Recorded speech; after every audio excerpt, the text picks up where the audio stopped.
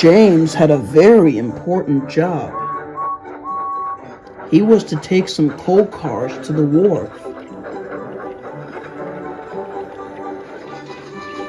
James was very excited to see his friends at the wharf.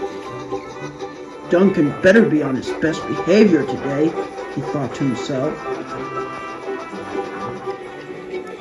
He soon reached the wharf. It was very busy at the wharf. Trains swayed left and right, loading and unloading cargo, and the narrow-gauge engines happily shunted their cars into place.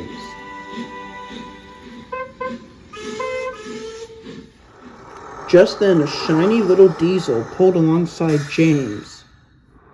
James was excited. This was a new engine. He loved seeing new engines, especially if they were narrow gauge. "How do you do?" he whistled. "I'm James." "Hello there, James," hooted the little diesel. "I'm Marleigh." James looked over her paint. It looked splendid. Marleigh looked all around James. "You're one of those big engines on Sodor, right?" "Absolutely," said James smugly. "I've heard a lot about you. Oh boy, I wish I was a splendid engine like you." James blushed, and the two talked like they were old friends. Just then, Sir Handel popped up. "Sir Handel," cried James, "what are you doing here?" "Hello, James," said Sir Handel. "I see you met our new engine, Marleigh. She was brought a week ago by Mr. Percival." "Yes," smiled Marleigh. "I'm here for a very special occasion." "What special occasion?" Sir Handel was about to speak, but Marleigh interrupted. "I'm here to run the picnic train, and Sir Handel will be teaching me." Then she looked over at Sir Handel.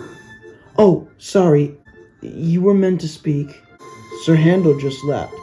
"It's all right, darling. I get that from a lot of young engines during my time." "Well, do take care out there," advised James. "The picnic train is very hard." "Oh, nonsense," rattled Marleigh. "It's easy taking a train of food." "This isn't a train of food," advised Sir Handel. "It's a train with very important people who want to go out to see our railway. You have to be very careful and consider others." Marleigh was taken aback. Later, Sir Handel led Marleigh to the transfer yards so they could practice with some coaches. When they arrived at the yard, Scarlett gasped. "Those coaches sure look very heavy," she said worriedly. Then she looked over at the station platform. Lots of people were there. They had small bags and wooden picnic baskets.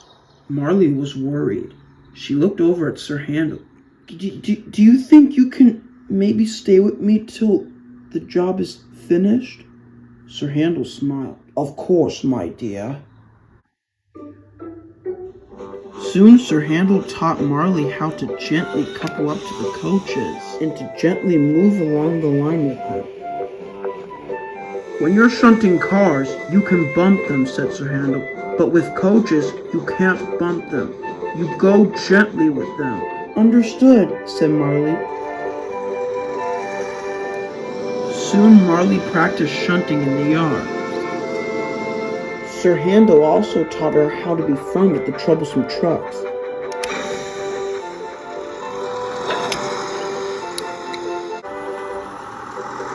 Sir Handel was very proud. "Wow," he wished grandly, "I'd make a pretty good teacher." Soon came the day the picnic train was to leave. Picnic baskets were loaded into the carriages, and the children were happy to go out hiking. Marleigh was the first engine to take the picnic train, but she was nervous. She wanted to be a really useful engine, but she didn't want to do things by herself. "Everything all right, dear?" assured Sir Handel. Marleigh wanted to tell Sir Handel about her problems, but she didn't want to look like a warrior in front of the engines. Sir Handel," she stammered, May you be my back engine? Sir Handel was surprised, but was happy to help. Soon Sir Handel was coupled to the back of the picnic train, and they were soon on their way.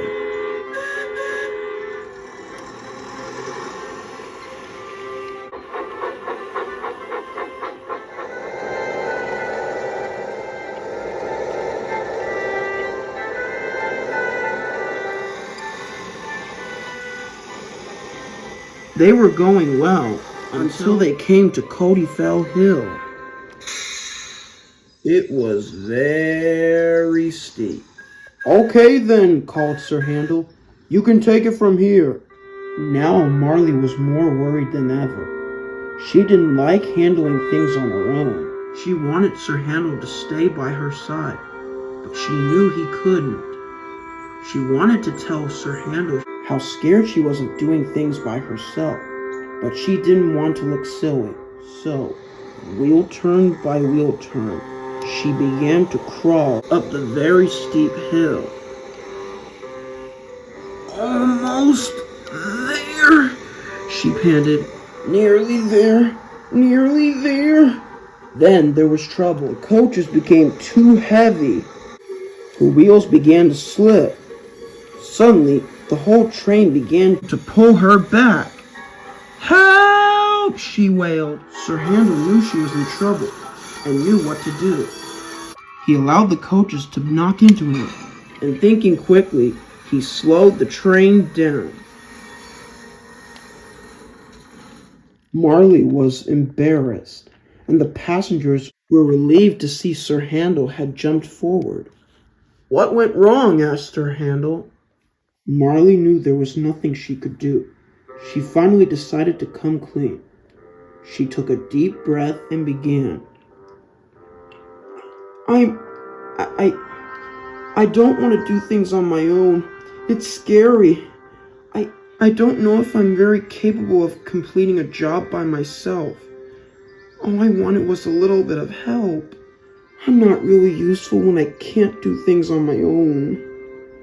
Sir Handel was surprised, but then he smiled. Oh, Marleigh, he said, it was very wise of you to tell the truth, and I understand that you don't want to do things by yourself.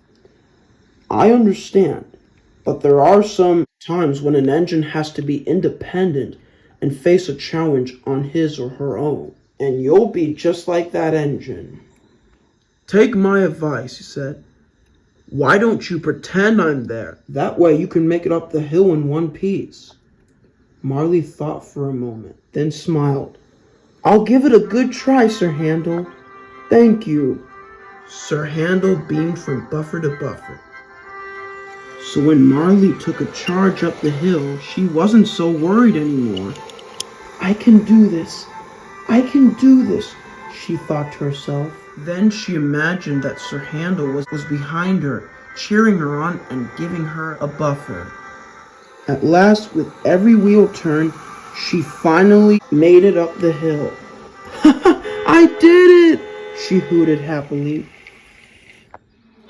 She soon arrived at the campsite station. Marleigh was worried. She was 3 minutes late, and she was worried the passengers would complain and be cross. But to her surprise, they were smiling. Good run up that hill, shouted a little boy. You were very brave, said a woman. We'll be sure to tell our friends about you, said another passenger, and they left to set their picnic. Marleigh was blushing. See, said Sir Handel, you did far so well without me. Maybe you'll do better with the picnic train in future. Marleigh smiled. I look forward to it, she squealed.